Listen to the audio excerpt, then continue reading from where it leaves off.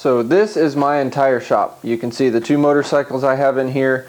You can see my French cleat wall, my drill press, my workbench, and a few other things. The camera is currently against the far back wall that has a little small personal door, and then you can see the one big garage door that I have here. So my single car garage I rent out, and so you'll see some of the little storage things. I tried not to put too many holes in the wall, but you gotta go vertical for some storage in here, and I'll show you guys what all I've done. So this is my French cleat wall. I use these because it makes a lot of different holders, makes things easily accessible. You can see I have most of my medium-sized tools, my sander, a little bit of storage, all my batteries, extra blades, some small bit storage. This makes it a lot easier for me to get things and go instead of having to sit there and fumble and move things around my shop. I can just grab my tool, grab a battery if it needs, and go. I think French cleats are very versatile, very helpful, and you can do a lot with them. So that's why I chose to use them in my shop. I'm sure I'm going to expand this even further for a lot more tools. There's still some laying around that don't have a final spot that need their own locations.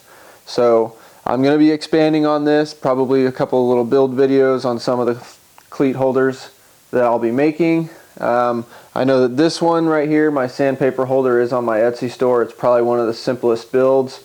Maybe I tried to be too detailed in that, but I want to make sure everybody knows how to follow each step.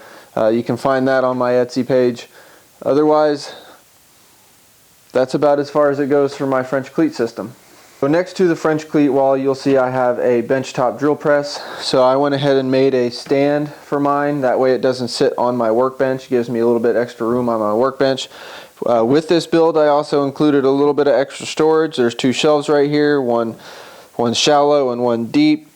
It gave me a nice bit of extra storage. I could also bolt this down, and so it's a little bit more sturdy. This also has self-leveling feet. I can go through and level this in case I ever move. And my garage floor is not flat. I also built this top for my drill press. It's just really simple piece of 3/4 MDF. I put some T-track in it and just a back. Nothing extremely fancy, just a board pretty much just screwed onto the top of my drill press. So next to my drill press is my workbench. My father actually made me this workbench a few years ago. It was a Father's Day gift to me. He also made the vise and the locking mechanism for this. It's got a pretty beefy top. I believe he used 2x4s sandwiched together tall ways, so it's a bunch of 2x4s stacked together. This is a pretty intense bench. It is very heavy. He also used some through mortise and tenon joints for the legs. You can't see underneath because right here I have a cheap $75 IKEA table. It was cheap, flat, and it was the old table we used to use in the house, so it works. There's a bunch of holes and circles on the top of it, and it takes like no time to set up. That's why I keep it out here. A minute to set up, and I have a full extra table out here to work with.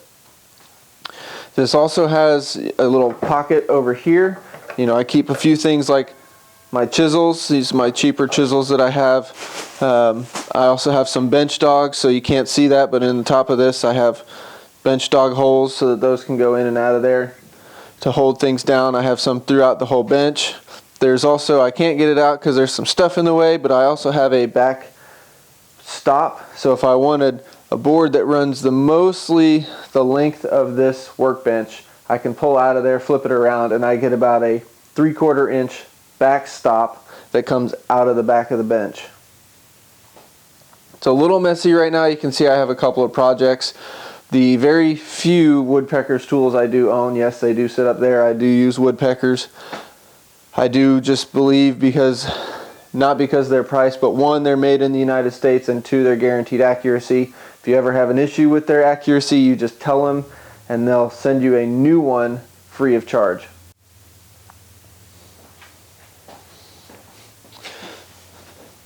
So next to my bench I have my table saw, my miter saw, and a couple of other things. You'll see one of my cordless circular saws here.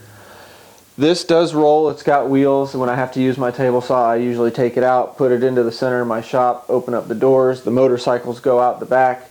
But I will be rebuilding this. It's just a very simple cabinet, and it's got a fold out wing right here, which gives me some extra cut capacity. I'm also going to do something because this fence right here works. I'm not going to lie, it does work, but I would like something better. I would like something longer. But this is also just a Craftsman table saw that is, meant for a job site such as a construction job site. This isn't fine woodworking. However, I have made some fairly nice things with this table saw. You'll see a couple of those here at the end of the video. My miter saw does have to come out and sit on top of this. I usually have a board that I find somewhere around here, put it on top, clamp it down, and so that's how I use my miter saw. And it also helps because I have this fold out wing on here as well. It gives me some extra length for my miter saw and my table saw. Okay, so right here you can actually see my small hand plane collection. I have things as small as a knuckle block plane, as far as up to a Sargent 422. This thing has a 20-inch sole on it, so it's got some pretty big heft to it, especially since it's an old style and it's made out of cast iron. It still needs some work. A lot of these all still need some work. I think only my Bailey number 5, my block plane, and I think my Fulton wartime plane have sharp blades on them. Everything else I need to go through, clean them up. I have a Sargent 418 back here. That one has pretty much no Japanning left on it, so that one's going to need quite a bit of work. You can even see, a lot of them are covered in dust, but the knobs are in need of some help. So these are going to be one of my projects, is to get all these all cleaned up, ready to go. I need a new handle for that one. But I would definitely like to increase my capabilities with hand tools. Working in a small shop, you don't have the luxury of having the bigger powered tools.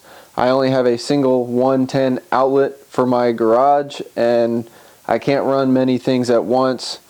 Dust collection and a table saw cuts it at the end. Any little thing and the breaker goes out. So these are my hand plane collection, and from there I'd like to work more on getting more used to using non-powered tools. So hopefully you guys will see some of that in the future. Okay, so that was a quick tour around my small garage slash workshop. There's not much to it. I didn't show a lot of tools, mainly because I don't have a lot of tools. So pretty much all of this one side is where all my woodworking tools stay. I have some lumber storage and my clamps are back there, but who wants to see how I keep my lumber or how my clamps hang? Nobody really wants to see that. If you've seen a clamp rack, you've seen them all. So with that, there's not much left to show you guys, but I will show you, if you do try hard enough and you think around the problems, I can show you a few of the projects I've made. I've even made a king-size bed in here. For my wife and I made a huge king-size bed with storage. It has 6 big drawers that come out of it, and that was probably my biggest project yet. I also built my mother-in-law a desk in here. I've built a couple of behind the couch tables for my mom. But if you put your mind to it and you think around the problem, you can definitely build some pretty impressive things in a small shop. I'm sure I'm not the only one. I'm sure you jump on YouTube, Pinterest, or Facebook, or Instagram, or any of those other ones, and you start looking at small shops, you'll see that other people have really small shops and still churn out some very impressive and very amazing stuff. So just think around the problem. If you got a small shop and you're trying to think of how to do things, just take your time, think about the problem, and over time do some research, and you might find a very good solution.